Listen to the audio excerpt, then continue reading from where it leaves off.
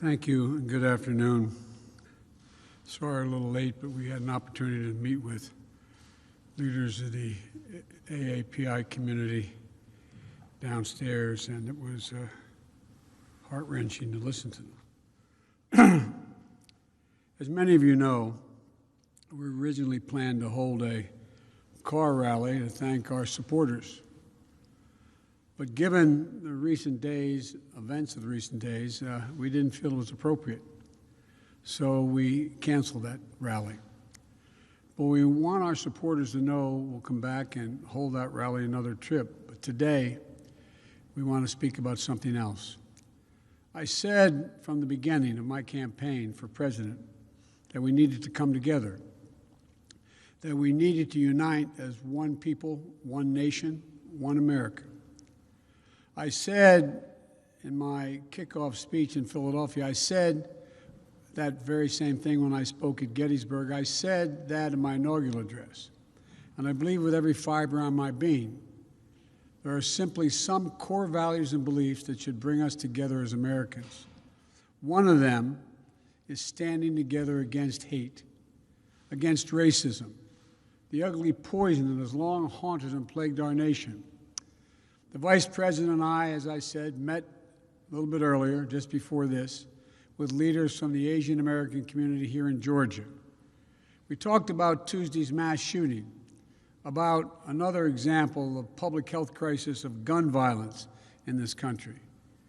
8 people killed, 7 women, 6 were of Asian descent. All fellow Americans, each one of them we mourn. Their families are left with broken hearts and unanswered questions. And the investigation is ongoing, and the Vice President and I are being regularly updated by the Attorney General and the Director of the FBI, working closely with Governor Kemp and Mayor Bottoms and local officials. But whatever the motivation, we know this. Too many Asian Americans have been walking up and down the streets and worrying, waking up each morning the past year feeling their safety and the safety of their loved ones are at stake.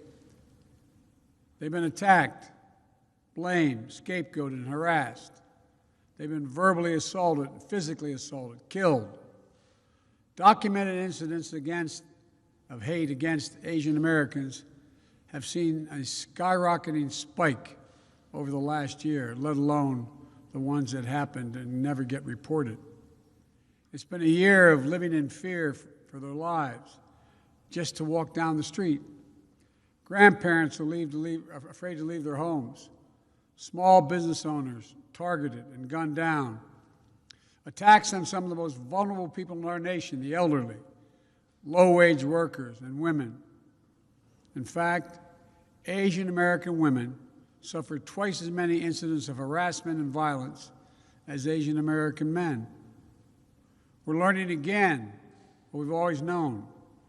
Words have consequences. It's the coronavirus, full stop.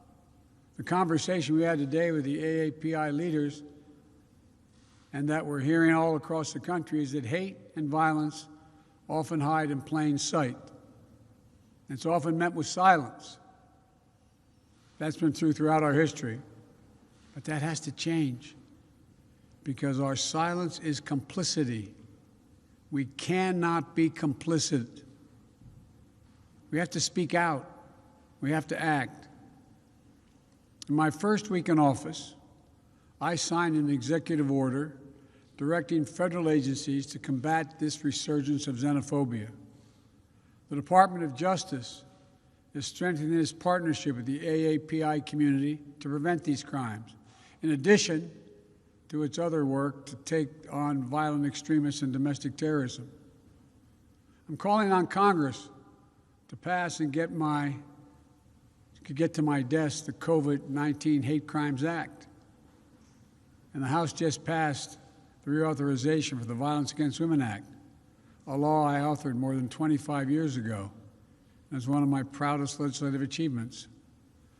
I call on the Senate to swiftly pass it and get it to my desk. But for all the good that laws can do, we have to change our hearts. Hate can have no safe harbor in America. It must stop. And it's on all of us together, to make it stop.